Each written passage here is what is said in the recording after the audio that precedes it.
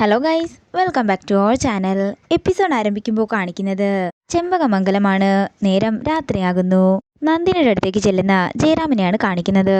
നന്ദിനി ഇവിടെ ഉണ്ടായിരുന്നോ? എത്ര നേരമായി ഞാൻ തിരഞ്ഞു നടക്കുന്നു. എന്താ ചെയ്യട്ടാ എന്ന് നന്ദിനി ചോദിക്കുമ്പോൾ, അത് പിന്നെ ദേവിയെ കുറച്ചു നേരമെങ്കിലും കാണാതിരുന്നാൽ ഉള്ളിലൊരു പിടപ്പ, അതുകൊണ്ടാണ് ഞാൻ തിരക്കി വന്നതെന്ന് ജയറാമൻ പറയുന്നു. അതേസമയം ഇതെല്ലാം കണ്ടുകൊണ്ട് നിൽക്കുന്ന മീനാക്ഷി പറയുകയാണ്, എൻ്റെ അച്ഛനും അമ്മയും എന്തുമാത്രമാ സ്നേഹിക്കുന്നത്, ഇവരെ എത്രയും പെട്ടെന്ന് ഒന്നിപ്പിക്കണം. നേരം പുലർച്ചെയാകുന്നു. പിന്നീട് കാണിക്കുന്നത് ടെൻഷനോടെ നടക്കുന്ന മീനാക്ഷിയെയാണ്. പെട്ടെന്ന് വൈകമോള് കരയാൻ തുടങ്ങുകയാണ്. കരച്ചില് കേട്ടുകൊണ്ട് നന്ദിനി ഓടി വരുന്നു. എന്താ മോളെ, എന്തു പറ്റി? കുഞ്ഞെന്തിനാ കരയുന്നതെന്ന് നന്ദിനി ചോദിക്കുമ്പോൾ, അതിപ്പോ ഇവൾക്ക് ഉറക്കം കുറവാമേ. ഏതു നേരവും പാലുകൂടിയുടെ വിചാരം മാത്രമേ ഉള്ളൂ. നമുക്ക് ആ മിൽക്ക് പൗഡർ കലക്കി കൊടുത്താലോ? വേണ്ട മോളെ, എന്താണെങ്കിലും ഇപ്പോൾ ഇത്രയും ആയില്ലേ, ഇനിയൊരു 1.5 മാസത്തിന്റെ കാര്യം കൂടെയല്ലേ ഉള്ളൂ. ഇത് കേൾക്കുന്ന മീനാക്ഷി വിഷമത്തോടെ തിരിഞ്ഞു നിൽക്കുമ്പോൾ നന്ദിനി ചോദിക്കുകയാണ്, എന്താ മോളെ, എന്തു പറ്റി? അമ്മേ, ഈയിടെയായിട്ട് കുഞ്ഞിന് എന്നോടുള്ള അടുപ്പം കുറഞ്ഞു വരികയാണ്.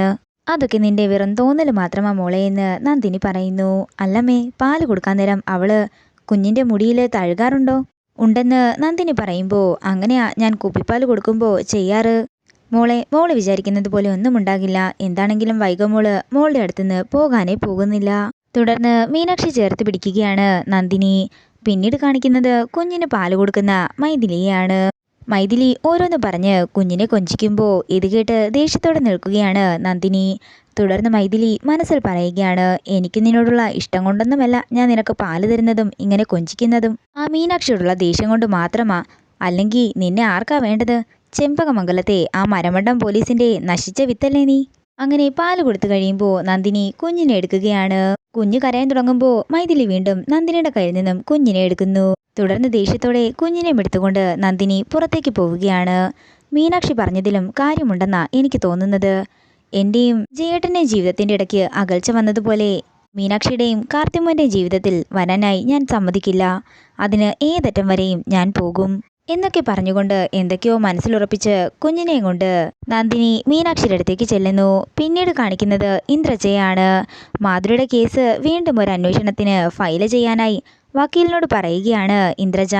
നാളെ തന്നെ ഈ കേസ് ഫയൽ ചെയ്യണം. അങ്ങനെ എന്നെ വിഡ്ഢിയാക്കിയിട്ട് അവളൊന്നും സന്തോഷത്തോടെ ജീവിക്കണ്ടെന്ന് ഇന്ദ്രജ ദേഷ്യത്തോടെ പറയുന്നു. പിന്നെ മറ്റൊരു കാര്യം കൂടി ഉണ്ടെന്ന് പറഞ്ഞ് ഇന്ദ്രജ വക്കീലിനോട് എന്തോ രഹസ്യമായി പറയുകയാണ്. പിന്നീട് കാണിക്കുന്നത് ചെമ്പകമംഗലമാണ്. മീനാക്ഷിയുടെ അടുത്തേക്ക് കുഞ്ഞിനെയും കൊണ്ട് ചെല്ലുകയാണ് നന്ദിനി. എന്താ അമ്മേ, അമ്മയുടെ മുഖം വല്ലാണ്ടിരിക്കുന്നതെന്ന് മീനാക്ഷി ചോദിക്കുമ്പോൾ നടന്ന കാര്യങ്ങളെല്ലാം നന്ദിനി മീനാക്ഷിയോട് പറയുന്നു. ഞാൻ അപ്പോഴേ പറഞ്ഞതല്ലേ അമ്മേ, കുഞ്ഞിനെ എങ്ങനെയെങ്കിലും വശത്താക്കി കാർത്തിയേട്ടൻ്റെ മനസ്സിലേക്ക് വീണ്ടും കയറി ചെല്ലാനാ ആ മൈഥിലിയുടെ ലക്ഷ്യം. മോളെ, നീ അതിനെക്കുറിച്ചൊന്നും ഓർത്ത് ടെൻഷൻ ആകണ്ടെന്ന് നന്ദിനി പറയുന്നു. തുടർന്ന് നന്ദിനിയുടെ കയ്യിൽ നിന്നും കുഞ്ഞിനെ എടുത്തിട്ട് മീനാക്ഷി പറയുകയാണ്, ഞാൻ അറിയാതെ എൻ്റെ ജീവിതത്തിലേക്ക് വന്ന് എൻ്റെ ജീവിതത്തിൻ്റെ ഭാഗമായതാ ഈ കുഞ്ഞ്. ഇനി എന്താണെങ്കിലും ഈ കുഞ്ഞിനെ ഞാൻ ആർക്കും വിട്ടുകൊടുക്കില്ല. ഇത് കാണിക്കുന്നത് മീനാക്ഷി കൈമളിന്റെയും രാജലക്ഷ്മി അമ്മയുടെയും അടുത്തേക്ക് വരുന്നതാണ്. അതേസമയം സാവിത്രിയും അങ്ങോട്ടേക്ക് വരുന്നു. ഞാൻ നിങ്ങളോട് ഒരു കല്യാണ കാര്യം പറയാൻ വേണ്ടിയാ വന്നത്. എൻ്റെ അച്ഛൻ്റെയും അമ്മയുടെയും ഞാനും അതിനെപ്പറ്റി വിചാരിക്കുന്നുണ്ടായിരുന്നെന്ന് രാജലക്ഷ്മി അമ്മ പറയുന്നു. തുടർന്ന് ജയറാമിനെ വിളിച്ച് വിവാഹത്തിന്റെ കാര്യങ്ങൾ സംസാരിക്കുകയാണ് കൈമളും രാജലക്ഷ്മി അമ്മയും. അതിന് ദേവി സമ്മതിച്ചു എന്ന് ജയറാമൻ ചോദിക്കുമ്പോൾ അതൊക്കെ നന്ദിനി സമ്മതിച്ചോളുമെന്ന് കൈമള് പറയുന്നു. എന്നാലും ദേവി എതിര് പറഞ്ഞാൽ പിന്നെ ആരും ദേവിയെ നിർബന്ധിക്കണ്ട. ഞാൻ അവളെ കുറെ കണ്ണീര് കുടിപ്പിച്ചിട്ടുള്ളതാണെന്ന് ജയറാമൻ പറയുന്നു. തുടർന്ന് ഇതൊക്കെ കാണുന്ന മാലതി മനസ്സിൽ പറയുകയാണ്, ഇയാളും കൂടി കല്യാണം കഴിച്ച് ഇനിയും കുഞ്ഞുങ്ങളുണ്ടായി ചെമ്പകമംഗലത്തിന്റെ ഷെയർ കൂട്ടാൻ ഞാൻ എന്താണെങ്കിലും സമ്മതിക്കില്ല. ഇതിനുള്ള വഴി ഞാൻ കണ്ടെത്തിയിട്ടുണ്ടെന്നും മാലതി മനസ്സിൽ പറയുന്നു. പിന്നീട് കാണിക്കുന്നത് നന്ദിനിയും കൂട്ടിക്കൊണ്ട് ഷോപ്പിംഗ് മാളിലേക്ക് പോകുന്ന കാർത്തിയെയും മീനാക്ഷിയുമാണ്.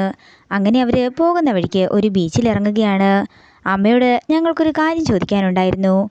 അച്ഛൻ്റെയും അമ്മയുടെയും വിവാഹം ഞങ്ങൾ നടത്തട്ടെ എന്ന് മീനാക്ഷി ചോദിക്കുമ്പോൾ ഇത് കേട്ട് ഞെട്ടലോടെ നിൽക്കുകയാണ് നന്ദിനി. ഇതോടുകൂടി ഇന്നത്തെ എപ്പിസോഡ് ഇവിടെ തീരുകയാണ്. വീഡിയോ ഇഷ്ടമായെങ്കിൽ മറക്കാതെ ലൈക്ക് ചെയ്യുക, ഷെയർ ചെയ്യുക, കമൻറ്റ് ചെയ്യുക. കൂടുതൽ സീരിയൽ അപ്ഡേറ്റ്സിനായി മറക്കാതെ സബ്സ്ക്രൈബ് ചെയ്യുക.